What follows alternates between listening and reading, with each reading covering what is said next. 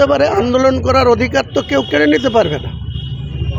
মুখ্যমন্ত্রী বলেছেন বললেই সবাই চুপচাপ হয়ে নাকে তেল দিয়ে ঘুমাবে, এরকম তো ব্যাপার না। উনি বলেছেন, দেখেন মুখ্যমন্ত্রী তিনি একজন সাংবিধানিকভাবে সর্বোচ্চ পদে আছেন।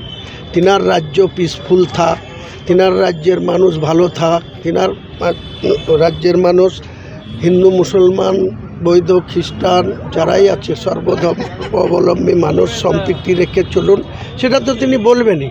কিন্তু গ্রাসরুটের যারা মুসলিম, যারা লেখাপড়া কম জানে বা যারা ওয়াকফ বোর্ডের নিয়মে কি ছিল আর কি অ্যামেন্ডমেন্টে কি হয়েছে এই ব্যাপারে বিশদে যারা জানে না, তারা তো এখনও লেগেই থাকবে যে তাদের সম্পদ কেউ যেন হস্তক্ষেপ করতে না পারে।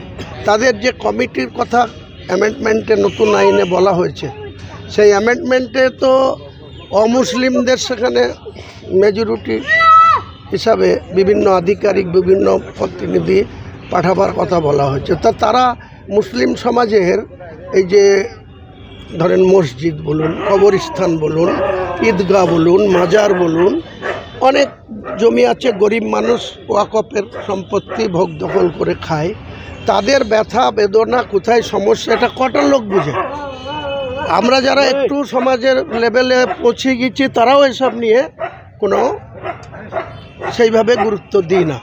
কাজেই মুখ্যমন্ত্রীর কথা বলেছেন, সেটা যেমন তেনার নিশ্চয়ই বলতে হবে, তেমনি গ্রাসরুটের মানুষ যারা, তারা যেটা আতঙ্কগ্রস্ত হয়েছে যে ওয়াকফ যে অ্যামেন্ডমেন্ট হয়েছে 2025 সালে, তাতে তাদের স্বার্থ বিঘ্নিত হতে পারে, সেই আশঙ্কায় তারা বিভিন্ন পর্যায়ে আন্দোলন করতে পারে। আন্দোলন করার অধিকার তো কেউ কেড়ে নিতে পারবে না।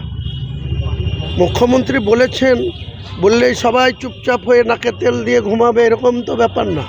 উনি বলেছেন যে আন্দোলন করতে বাধা নেই, কিন্তু আন্দোলনের নামে উচ্ছৃঙ্খলতা করা, বিশৃঙ্খলতা করা, লুটতরাজ করা, খুন করা, এটা তো কোনো মতেই মান্যতা দেওয়া যায় না। সেটাও তো আপনাদেরকে লক্ষ্য করতে হবে।